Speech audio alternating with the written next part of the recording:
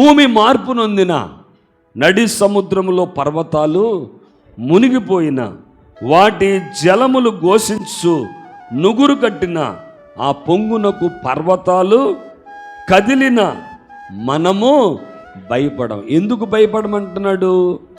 దేవుడు ఆ పట్టణములో ఉన్నాడు, ఆ వ్యక్తితో ఉన్నాడు, ఆ పట్టణంలో ఉన్నాడు గనుక ఎలాంటి పరిస్థితులు వారి మీదకు వచ్చిన వారు భయపడవలసిన పని లేదు. ఎందుకనంటే దేవుడు ఆ పట్టణంలో ఉన్నాడు గనుక దానికి ఎవరైతే దేవుని మీద ఆనుకుని, ఎవరైతే దేవుని మీదే ఆధారపడి, దేవుడే మా దిక్కు, దేవుడే మా సంరక్షకుడు, దేవుడే మమ్మల్ని కాపాడేవాడు, దేవుడే మమ్మలను విడిపించేవాడు, దేవుడే మమ్మలను రక్షించేవాడు అని ఎవరైతే దేవుని మీదే ఆధారపడతారో వారికంట చలనం ఉండదంట.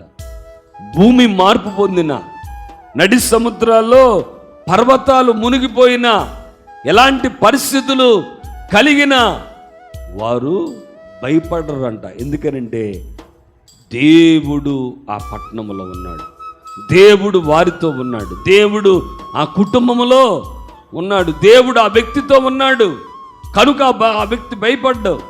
ఎందుకనంటే అరుణోదయమున దేవుడు వారికి సహాయం చేస్తాడు. దేవుడు మనతో ఉంటే అరుణోదయాన దేవుడు సహాయము చేస్తాడు. ఇశ్రాయేలీయుల జీవితాల్లో 40 సంవత్సరాలు వారు ఐగుప్తు నుండి కనానుకు వెళుతున్నప్పుడు ప్రతి అరుణోదయాన దేవుడు వారికి సహాయం చేశాడంట. దేవుని స్తోత్రాలు చెప్తాం.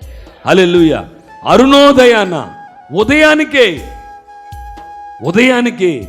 వారికి ఆ దినానికి ఏం కావాలో మన్నాను దేవుడు సిద్ధపరిచి ఉంచేవాడు.